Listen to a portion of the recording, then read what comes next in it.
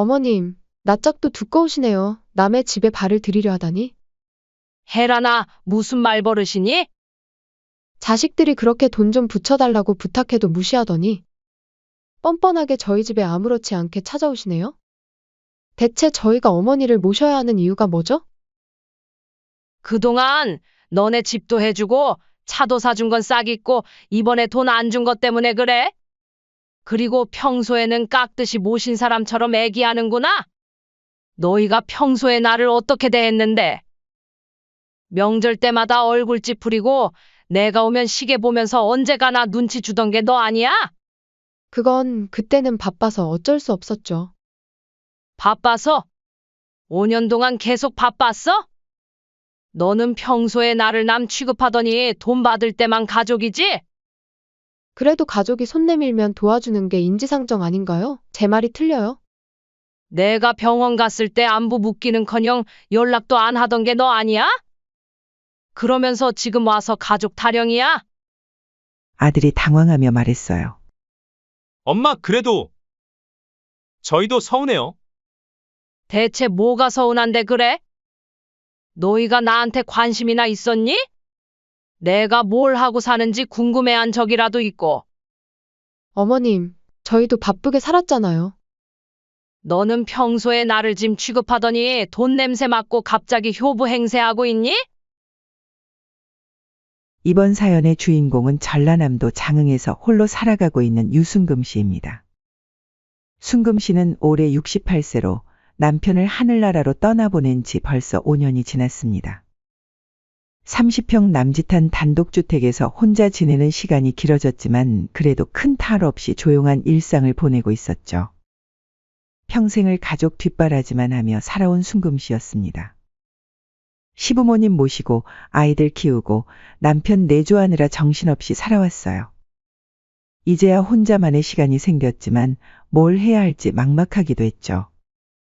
매일 아침 6시면 어김없이 일어나서 마당의 작은 텃밭에 물을 주며 하루를 시작했습니다. 점심은 간단히 해결하고 오후에는 동네 마트에서 장을 보거나 이웃들과 수다를 떨며 시간을 보냈어요. 그런 평범한 일상이 완전히 바뀐 건 어느 봄날 오후의 일이었습니다. 순금 씨가 마당에서 빨래를 널고 있는데 옆집 아주머니가 담장 너머로 말을 걸어왔어요. 순금이 언니, 우리 동네 김씨 할아버지 아시죠? 그분이 인삼밭을 정리한다고 하시는데 혹시 관심 있으세요? 순금 씨는 빨래 집게를 놓고 고개를 들었습니다. 인삼밭이요? 그런 걸 제가 어떻게...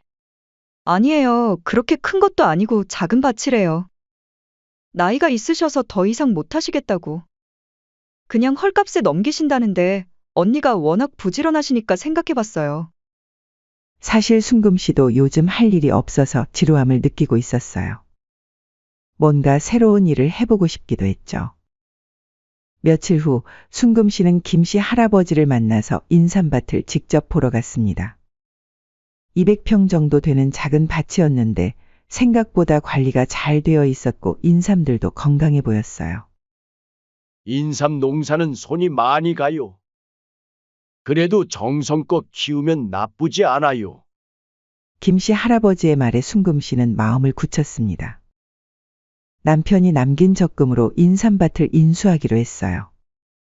하지만 주변 사람들의 반응은 싸늘했습니다.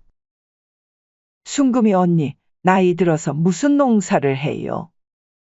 늙어서 헛짓 하지 말아요. 68살에 새로 뭘 시작해요? 그냥 편하게 사세요. 특히 서울에서 직장 생활을 하는 아들의 반응은 더욱 차가웠어요. 소식을 들은 아들이 전화를 걸어왔습니다. 엄마, 인삼밭을 샀다고 들었는데 정말이에요? 응, 작은 밭인데 한번 해보려고. 엄마, 제발 그냥 조용히 살아요. 그 나이 먹고 일 벌리고 싶어요. 며느리도 전화를 바꿔받아 말했습니다. 어머님, 그 돈 있으면 저희나 좀 도와주시지. 왜 자꾸 헛돈 쓰세요? 농사일이 얼마나 힘든데요. 나이 드신 분이 무리하시면 몸만 상해요. 헛수고해요. 농사 짓다가 허리라도 삐끗하면 병원비나 나가지. 내가 언제 너네들한테 병원비 달라 했니? 평생 한 푼 도와준 적도 없으면서. 저희 남겨줄 돈도 생각하셔야죠. 아들도 다시 받아서 말했죠. 엄마, 진짜 그런 거 하지 마세요. 괜히 고생만 하고 손해만 볼 텐데요. 우리가 걱정돼서 하는 말이에요. 하지만 순금 씨는 이미 마음을 정했어요. 괜찮다. 나도 뭔가 해보고 싶어서 그래. 정말 고집이세요?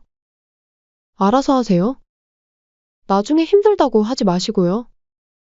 그때 가서는 저희도 못 도와드리니 손 벌리지 마세요. 아들과 며느리는 더 이상 말하지 않았지만 목소리에서 못마땅함과 비아냥거림이 느껴졌죠. 그렇게 순금 씨의 인삼 농사가 시작됐습니다. 처음에는 정말 힘들었어요. 인삼 농사에 대해 아는 게 없었거든요. 김씨 할아버지한테 이것저것 물어보기도 하고 도서관에서 농업 관련 책도 빌려 읽었습니다. 새벽 5시에 일어나서 밭에 나가 잡초를 뽑고 인삼에 물을 주고 병충해가 없나 꼼꼼히 살펴봤어요. 허리가 아프고 무릎이 쑤셔도 포기하지 않았습니다. 6개월이 지나자 인삼들이 제법 잘 자라고 있었어요. 순금 씨는 뿌듯함을 느꼈죠. 이듬해 가을 드디어 첫 수확을 할 때가 됐습니다. 순금 씨는 조심스럽게 인삼을 캐냈어요. 생각보다 크고 모양도 좋았습니다. 동네 청년의 조언으로 순금 씨는 인터넷 판매를 시작했어요. 컴퓨터 강좌를 들으며 차근차근 배웠습니다. 인삼 사진을 찍고 재배 과정을 설명하고 온라인 쇼핑몰에 올렸어요. 처음에는 주문이 하나도 없어서 걱정했는데 며칠 후 첫 주문이 들어왔습니다. 아이고, 정말 주문이 들어왔네. 순금 씨는 신이 나서 정성스럽게 포장해서 택배로 보냈어요. 돈보다도 무언가 이룬다는 성취감에 마냥 기뻤습니다. 그런데 놀라운 일이 일어났습니다. 며칠 후 그 고객이 다시 연락을 해온 거예요. 그렇게 입소문이 나기 시작했습니다. 순금 씨가 키운 인삼은 농약을 거의 쓰지 않고 정성스럽게 키운 것이라 품질이 뛰어났거든요. 주문량이 점점 늘어났고 순금 씨는 조금씩 인삼밭을 확장했습니다. 그러던 중 한국 문화가 해외에서 큰 인기를 끌기 시작했어요. K-팝, K-드라마부터 시작해서 KLS까지 전 세계적으로 관심이 높아졌죠. 특히 한국 홍삼에 대한 해외 수요가 폭증하기 시작했습니다. 순금 씨의 온라인 쇼핑몰에도 외국인 주문이 들어오기 시작했어요. 처음에는 제일 교포들이었는데 점점 일본인, 동남아시아인들의 주문도 늘어났습니다. 동네 청년들의 도움을 받아 영어 상품 설명도 올렸어요. 주문량이 폭증했습니다. 그러던 어느 날 순금 씨에게 믿기 어려운 전화가 걸려왔습니다. 안녕하세요. 저는 글로벌 헬스케어 유통회사 대표입니다. 혹시 시간 내서 만나볼 수 있을까요? 알고 보니 순금 씨의 인삼이 해외에서 입소문을 타면서 대형 유통업체의 관심을 끌게 된 것이었어요. 며칠 후 정장을 입은 사업가들이 순금 씨의 인삼밭을 찾아왔습니다. 할머니, 이 품질이면 북미 시장에서도 충분히 경쟁력이 있을 것 같습니다. 저희가 할머니의 인삼 농장 사업권을 통째로 인수하고 싶습니다. 아무래도 사업을 확장하시려면 혼자서는 힘드실 것 같고 저희한테 파시는 게 어떠신지 제안을 드리는 겁니다. 사업권 인수요? 그게 무슨 말인가요? 농장과 브랜드, 그리고 앞으로 20년간의 독점 유통권을 포함해서 60억 원에 인수하고 싶습니다. 순금 씨는 귀를 의심했습니다. 60억. 원이요? 순금 씨는 며칠 동안 고민했어요. 늦은 나이에 시작한 인삼 농사가 이런 결과를 가져올 줄은 꿈에도 몰랐거든요. 결국 순금 씨는 제안을 받아들이기로 했습니다. 하지만 순금 씨에게는 다른 생각이 있었어요. 이건 내 노력도 있지만 운도 따랐다. 욕심내지 말고 베풀며 살자. 순금 씨는 조용히 결심했습니다. 60억 원 중 50억 원은 노인복지재단과 지역 돌봄센터에 기부하기로 했어요. 자신과 같은 홀로 지내는 어르신들을 위해서요. 나머지 10억 원만 본인이 갖기로 했죠. 50억 원 기부하시는 게 확실하세요? 다시 한번 생각해 보세요. 재단 관계자도 놀라며 재확인했지만 순금 씨의 마음은 확고했습니다. 네, 확실해요. 이 돈으로 더 많은 어르신들이 외롭지 않게 지낼 수 있다면 그게 더 의미 있는 일이에요. 그렇게 순금 씨의 기부 소식이 지역 언론에 보도됐고 곧 전국적으로 알려지게 됐습니다. 하지만 순금 씨는 아직 아들과 며느리에게 이 사실을 알리지 않았어요. 괜한 소동이 일어날 것 같았거든요. 그런데 얼마 지나지 않아 이 소식이 아들에게도 알려지고 말았습니다. 동네 사람이 아들에게 전화를 걸었던 거예요. 진우야, 너희 어머니 대단하시더라. 60억을 벌어서 50억을 기부하시기로 했다며. 정말 훌륭하신 분이야. 아들은 그제야 어머니의 놀라운 성공담을 알게 됐죠. 그리고 이때부터 순금 씨의 평온했던 일상에 다시 한번 큰 변화가 찾아오게 됩니다. 뭐라고요? 우리 엄마가 60억을 벌었다고요? 아들이 전화를 끊고 며느리에게 말했어요. 여보, 엄마가 인삼농사로 60억을 벌었다는데. 며느리도 깜짝 놀랐습니다. 어머님이요? 설마 진짜 60억이요? 6천만 원을 잘못 들은 거 아니죠? 굼벵이도 구르는 재주는 있다더니 그런 능력이 다 있으시네. 처음에는 절대 믿지 않았어요. 며칠 전까지만 해도 헛수고 라며 비웃었던 일이었거든요. 하지만 인터넷을 검색해보니 정말로 기사가 나와 있었습니다. 장흥거주 유순금 씨 인삼농장 사업권 매각 후 50억 원 기부라는 제목의 기사였죠. 아들과 며느리는 기사를 읽으며 점점 당황했습니다. 진짜네. 엄마가 정말 60억을 벌었어. 그런데 50억을 기부한다고. 10억만 남길 거라고. 며느리의 목소리가 점점 높아졌어요. 어머님은 대체 왜 우리한테는 말도 안 하시고 혼자 결정하신 거예요? 아들도 마찬가지였습니다. 엄마가 이렇게 큰일을 혼자 결정하다니. 이해할 수 없어. 그들은 곧바로 차를 몰고 장흥으로 향했습니다. 2시간을 달려서 순금 씨 집에 도착했어요. 순금 씨는 마당에서 빨래를 널고 있다가 갑자기 나타난 아들과 며느리를 보고 놀랐습니다. 어머, 너희가 왜? 아들이 급하게 말했어요. 엄마, 우리 얘기 좀 해요. 거실에 앉은 아들과 며느리의 표정은 복잡했습니다. 처음에는 어떻게 말을 꺼내야 할지 몰라 하더군요. 아들이 먼저 입을 열었어요.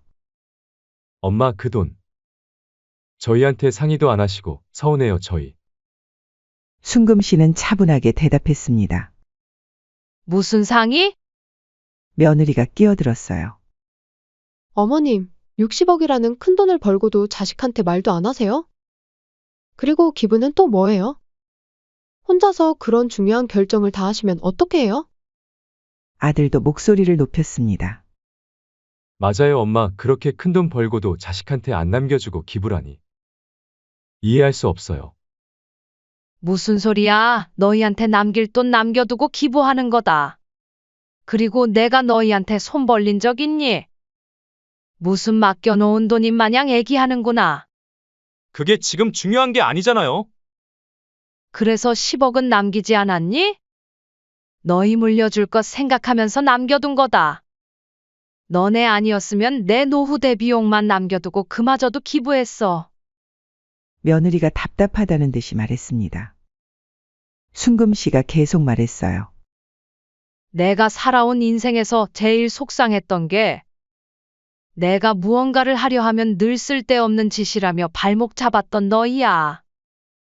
헛수고라고 하고 헛돈 쓴다고 하고. 그런 너희한테 왜 미리 말해야 하니? 아들이 당황하며 말했어요. 엄마 그때는 저희가 걱정돼서 그런 거였어요. 걱정? 정말 그랬니? 순금 씨의 목소리에는 서운함이 묻어 있었습니다. 며느리가 다른 방향으로 대화를 돌렸어요. 어머님, 그래도 아들이면 뭐 해요?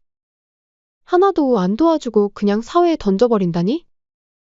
10억도 너무 적잖아요. 요즘 세상에 10억으로 뭘 하라고 하세요? 그게 얼마나 큰 돈인데?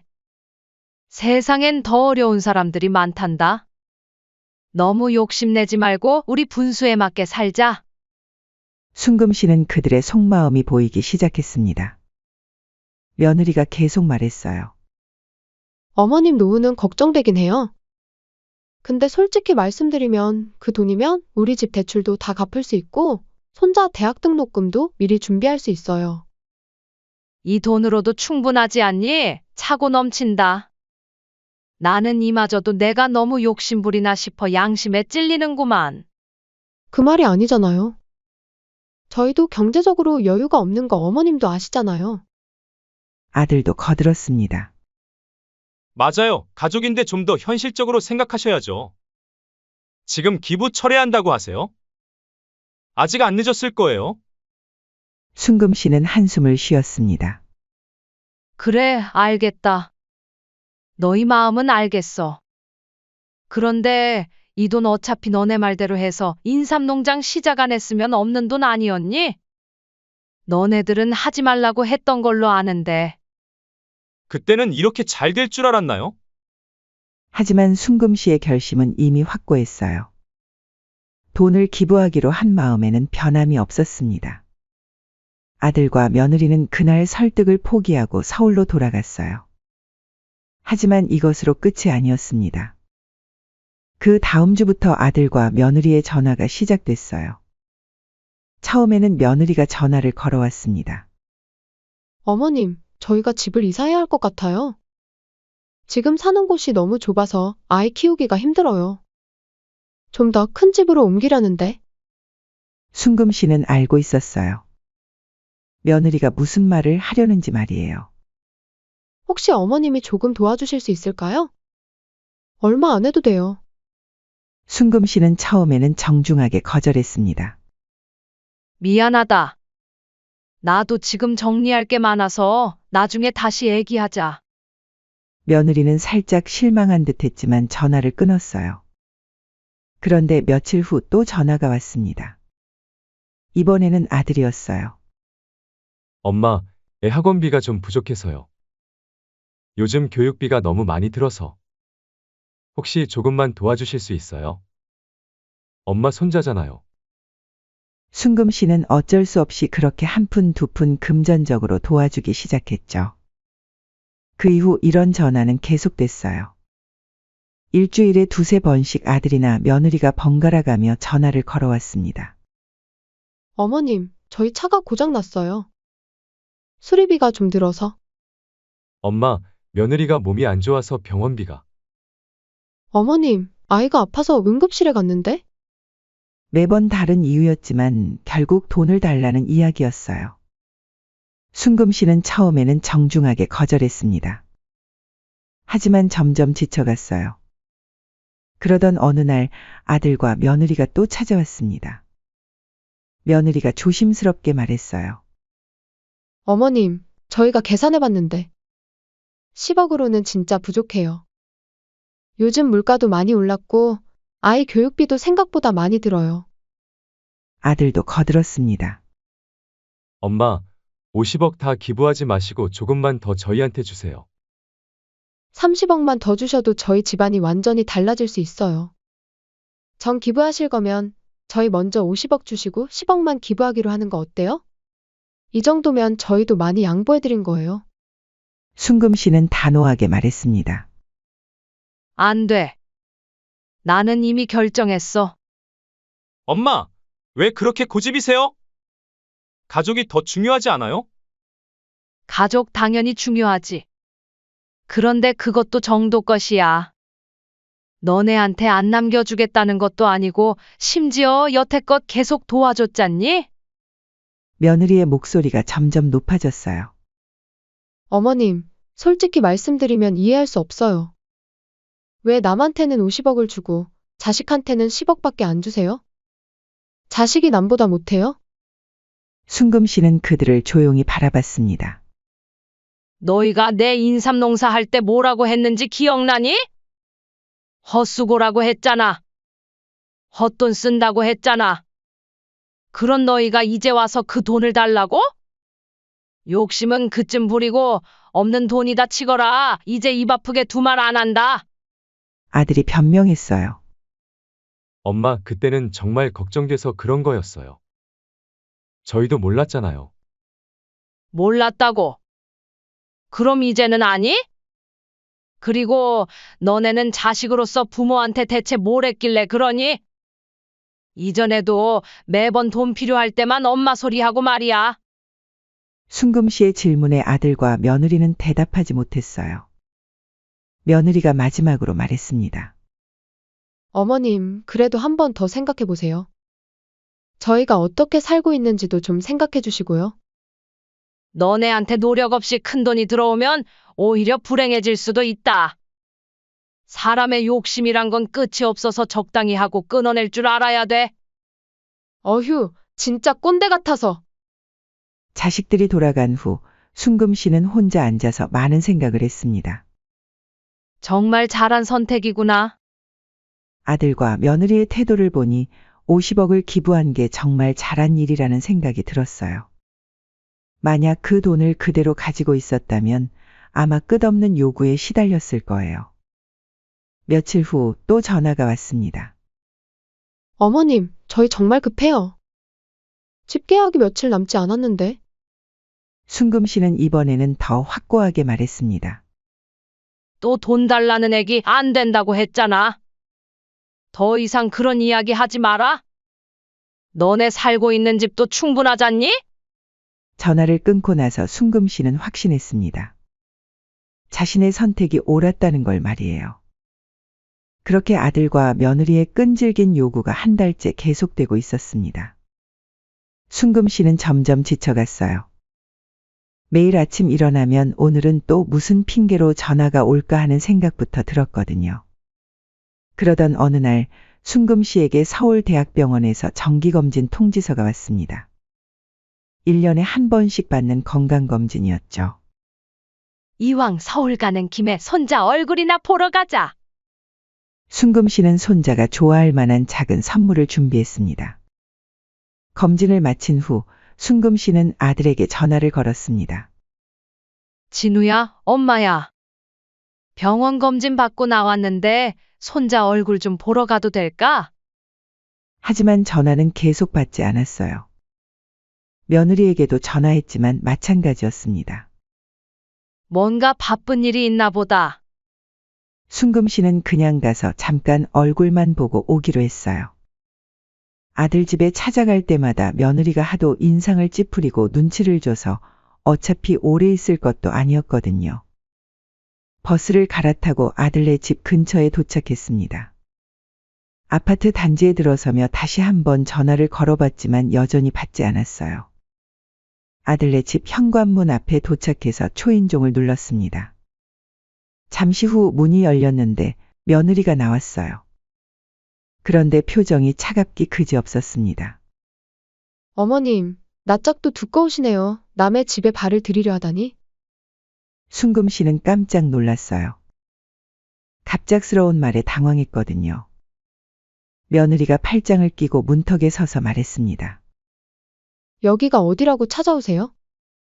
혜란아, 무슨 말버릇이니? 그때 아들도 나왔어요. 엄마, 오셨네요. 아들의 말투도 차가웠어요. 어머님, 정말 뻔뻔하세요. 돈도 안 주신다는 분이 아무렇지 않게 찾아오시네요? 그럼 대체 저희가 어머니를 모셔야 하는 이유가 뭐죠? 평소에는 깍듯이 모신 사람처럼 애기하는구나. 너희가 평소에 나를 어떻게 대했는데? 명절 때마다 얼굴 찌푸리고 내가 오면 시계 보면서 언제 가나 눈치 주던 게 너 아니야? 며느리가 당황하며 말했어요. 그건 그때는 바빠서 어쩔 수 없었죠. 바빠서? 5년 동안 계속 바빴어? 순금 씨가 더욱 날카롭게 말했습니다. 너는 평소에 나를 남 취급하더니 돈 생기니까 갑자기 가족이야? 아들이 끼어들었습니다. 엄마가 하신 일이 뭔지 모르세요? 저희는 완전히 제쳐두고 남한테만. 순금 씨가 아들 말을 끊었어요. 내 돈을 내가 어떻게 쓰든 그게 너희와 무슨 상관이야? 너희가 내 인삼농사 할 때 도와준 적이나 있니? 맨날 비아냥 거리기만 하고 말이야. 며느리가 흥분해서 말했습니다. 어머님, 그래도 가족인데. 가족? 너가 나를 언제 가족으로 대했어? 순금 씨가 차갑게 웃었습니다. 내가 병원 갔을 때 안부 묻기는커녕 연락도 안 하던 게 너 아니야? 그러면서 지금 와서 가족 타령이야? 아들이 당황하며 말했어요. 엄마, 그래도 저희도 서운해요. 대체 뭐가 서운한데 그래? 순금 씨가 냉정하게 말했습니다. 너희가 나한테 관심이나 있었니? 내가 뭘 하고 사는지 궁금해한 적이라도 있고. 며느리가 변명했습니다. 어머님, 저희도 바쁘게 살았잖아요. 바빠서 안부 인사도 못해? 그런데 돈 생기니까 갑자기 한가해졌네? 순금 씨의 목소리가 점점 날카로워졌어요. 너는 평소에 나를 짐 취급하더니 돈 냄새 맡고 갑자기 효부 행세야. 아들이 화를 내기 시작했습니다. 엄마, 그래도 너무하시는 거 아니에요? 너무하긴 뭐가 너무해? 순금 씨가 당당하게 말했습니다. 내가 너희한테 손 벌린 적 있니? 내가 언제 너희 신세진 적 있어? 오히려 내가 계속 챙겨줬지. 며느리가 완전히 본색을 드러냈어요. 어머님, 그럼 저희는 뭐예요? 정말 남이에요? 남? 너가 먼저 나를 남 취급했잖아. 방금 남이 집에 왜 왔냐면서? 순금 씨가 폭발했습니다. 시어머니 생일도 안 챙기고 안부도 안 묻던 게 누구야? 그러면서 지금 와서 가족 대접해달라고. 며느리가 더욱 독설을 퍼부었습니다. 어머님, 그럼 진짜 저희를 버리시는 거예요? 버리긴 뭘 버려? 애초에 너희가 나를 버렸잖아. 5년 동안 명절 때 빼고는 연락도 없던 주제에. 엄마! 그래도 저희는 엄마 자식인데 어떻게 그럴 수 있어요? 자식이면 뭐하니? 자식 노릇 다 나는 자식이 무슨 자식이야? 어후, 지겨워. 돈 바리바리 싸들고 젖은 가시든지. 혼자 사는 게 좋으시면 정말 혼자 사세요. 순금 씨가 당당하게 맞받아쳤습니다. 그래, 혼자 살겠어? 너희 같은 자식들 없는 게 훨씬 편해? 필요할 때만 가족 행세하는 위선자들보다는 혼자가 100만 배 낫겠어. 아들이 완전히 돌변해서 소리쳤습니다. 엄마! 저희한테 더 이상 오지 마세요. 이제 엄마라고 부르지도 않을 거니까. 좋아, 안 올게. 순금 씨가 단호하게 말했습니다. 너희도 내 집에 오지 말거라. 이제 진짜 남남이야. 며느리가 마지막으로 독설을 퍼부었습니다. 어머님, 두고 보세요. 나중에 후회하게 될 거예요. 혼자 늙어서 죽어도 저희 찾지 마세요. 어머님, 묘자리 찾아갈 자식 한 명도 없으니까요. 순금 씨가 차갑게 웃으며 말했습니다. 후회? 지금까지 너희 눈치 보며 산 게 후회야. 너희 찾을 일은 절대 없을 테니까 걱정 마. 순금 씨는 손자에게 줄 선물을 바닥에 내려놓고 말했습니다. 평생 너희 비위 맞춰주느라 내가 얼마나 바보였는지 이제야 알겠구나? 그리고 등을 돌려서 당당하게 계단을 내려갔어요. 뒤에서 아들과 며느리가 뭔가 소리치고 있었지만 순금 씨는 듣지 않았습니다. 아파트를 나와서 버스 정류장에 앉았을 때 순금 씨는 이상하게 마음이 후련했어요. 68년을 살면서 이렇게 당당하게 자신의 의견을 말해본 적이 언제였나 싶었습니다. 나오면서 기부하기 잘했다는 생각을 했죠. 만약 그 돈을 그대로 가지고 있었다면 평생 저런 가짜 가족들의 눈치를 봤을 거예요. 아들과 며느리의 진짜 모습을 본 이상 더 이상 미련을 둘 이유도 없었습니다. 순금 씨는 창밖을 바라보며 새로운 시작을 다짐했습니다. 평생 가짜 가족을 위해서만 살았는데 이제는 정말로 자신을 위해 살 수 있을 것 같았어요. 필요할 때만 가족이라고 하는 위선자들. 그런 사람들과는 정말 인연을 끊는 게 맞는 것 같았습니다. 순금 씨는 가방에서 기부재단 담당자의 명함을 꺼냈습니다. 이제 정말로 새로운 인생을 시작할 때가 된 것 같았어요. 아들과 며느리와 완전히 인연을 끊은 후 순금 씨는 새로운 삶을 준비하기 시작했습니다. 집에 돌아온 순금 씨는 차분하게 기부재단 담당자에게 전화를 걸었어요. 안녕하세요. 유순금입니다. 기부 관련해서 마무리할 일이 있어서 연락드렸어요. 아, 유순금 할머니. 어떤 일이신가요? 약속드린 50억 원 기부 절차를 빨리 마무리하고 싶어요. 그리고 한 가지 더 부탁이 있어서요. 며칠 후 재단 담당자가 순금 씨를 직접 찾아왔습니다. 할머니, 기부 절차는 다음 주면 모든 서류가 완료됩니다. 그런데 추가 부탁이 있으시다고. 순금 씨가 차 한 잔을 내오며 말했어요. 저는 장흥을 떠나려고 해요. 더 조용한 곳에서 살고 싶거든요. 그래서 말인데 혹시 제 가족들이 연락하더라도 제 소재는 절대 알려주지 마세요. 담당자는 조금 의외라는 표정이었지만 순금 씨의 단호한 말투에 고개를 끄덕였어요. 그렇게 일주일 후 순금 씨는 조용히 기부재단과의 약속을 마무리 지었습니다. 50억 원이 노인복지재단과 지역 돌봄센터에 정식으로 기부됐고 이 소식은 다시 한번 지역 언론에 보도됐어요. 하지만 순금 씨는 이미 장흥을 떠날 준비를 마친 상태였습니다. 순금 씨가 선택한 곳은 장흥에서 1시간 거리에 있는 바닷가 마을이었어요. 조용한 어촌 마을에 있는 작은 전원주택이었는데 앞마당에는 작은 텃밭을 가꿀 수 있는 공간도 있었죠. 여기가 딱 좋겠어. 순금 씨는 만족스러운 미소를 지으며 새 집을 둘러봤습니다. 새 집으로 이사한 첫날 밤, 순금 씨는 바다 소리를 들으며 편안하게 잠들 수 있었어요. 평생 처음으로 누구 눈치도 보지 않고 아무 걱정 없이 잠자리에 든 거였습니다. 이사 온 지 한 달이 지나자 순금 씨는 완전히 새로운 생활 패턴을 만들어 갔어요. 아침에는 바닷가를 산책하고 오전에는 앞마당 텃밭을 가꿨습니다. 오후에는 마을 도서관에서 책을 읽거나 이웃 할머니들과 수다를 떨었어요. 특히 텃밭 가꾸는 일이 순금 씨에게는 큰 즐거움이었습니다. 인삼 농사 때 배운 노하우로 상추, 배추, 무 등을 키웠는데 정말 잘 자랐어요. 옆집 할머니가 순금 씨의 텃밭을 보고 감탄했고 순금 씨는 수줍게 웃으며 인사를 나눴어요. 마을 사람들은 순금 씨의 과거에 대해 자세히 묻지 않았어요. 그냥 조용하고 부지런한 새 이웃으로 받아들여졌습니다. 그런데 어느 날 마을 이장님이 순금 씨를 찾아와서 기부 뉴스 이야기를 꺼냈습니다. 마을 사람들이 자신의 정체를 알게 된 거였어요.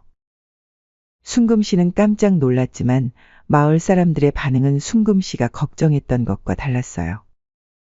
오히려 더 따뜻하게 대해줬습니다. 그렇다고 해서 특별 대우를 하는 것도 아니었어요. 한편 장흥에서는 아들과 며느리가 순금 씨를 찾아다니고 있었습니다. 기부 소식이 더 크게 보도되자 주변 사람들의 시선이 더욱 차가워졌거든요. 동네 사람들이 수군거리고 따가운 시선을 보냈어요.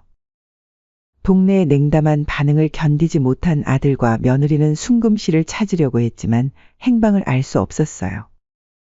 기부재단에 연락해봤지만 개인정보라며 알려주지 않았습니다. 사실 그들은 순금 씨가 그리워서 찾는 게 아니었어요. 사람들의 시선과 비난이 부담스러워서였죠. 하지만 순금 씨는 이미 완전히 새로운 삶을 시작한 상태였습니다. 그로부터 6개월이 지났습니다. 순금 씨는 바닷가 마을에서 완전히 정착했어요. 텃밭에서 기른 채소들을 마을 사람들과 나눠 먹고 가끔은 근처 전통시장에 내다 팔기도 했습니다. 어느 날 저녁, 순금 씨는 바닷가 산책로에 앉아 노을을 바라보고 있었어요. 참 평화롭다. 순금 씨는 혼자 중얼거렸습니다. 68년 인생에서 이렇게 마음 편한 적이 언제였을까 싶었어요. 옆집 할머니가 다가와서 나란히 앉았어요. 두 사람은 잠시 조용히 노을을 바라봤습니다. 할머니가 조심스럽게 물어봤어요. 그렇게 큰돈 기부한 걸 후회하지 않느냐고요. 순금 씨는 잠시 생각해 봤습니다. 전혀 안 해. 오히려 그때 그 선택이 내 인생에서 제일 잘한 일인 것 같아. 나 혼자 사는 세상도 아니고 같이 잘 살아야지. 할머니가 고개를 끄덕이며 공감한다는 표정을 지었어요. 그날 밤, 순금 씨는 일기를 썼습니다.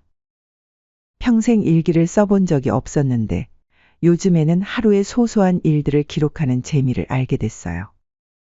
간단한 내용이었지만 순금 씨에게는 소중한 기록이었어요. 가끔 손자 생각이 날 때도 있었습니다. 하지만 후회하지는 않았어요. 아이는 부모가 키우는 거니까 자신이 나설 일이 아니라고 생각했거든요. 그리고 무엇보다 순금 씨는 이제 정말 행복했습니다. 누구 눈치 보지 않고 자신이 하고 싶은 대로 살 수 있는 자유가 있었어요. TV에서는 가끔 순금 씨의 기부 이야기가 소개됐습니다. 하지만 순금 씨에게는 그런 칭찬보다도 더 소중한 게 있었습니다. 바로 자신만의 평화로운 일상이었어요. 아침에 일어나서 바다를 보고 텃밭을 가꾸고 이웃들과 정담을 나누고 책을 읽고 산책을 하는 소소한 일상. 그런 평범한 하루하루가 순금 씨에게는 최고의 선물이었습니다. 이제야 내 인생을 사는 것 같아. 순금 씨는 바닷바람을 맞으며 혼자 중얼거렸어요. 68세에 시작한 새로운 인생이었지만 전혀 늦지 않았습니다. 오히려 이제야 진짜 시작인 것 같았어요. 순금 씨는 내일 또 어떤 소소한 행복이 기다리고 있을지 기대하며 하루를 마무리했습니다. 그리고 그런 순금 씨의 얼굴에는 평생 처음 보는 진짜 미소가 떠올라 있었어요.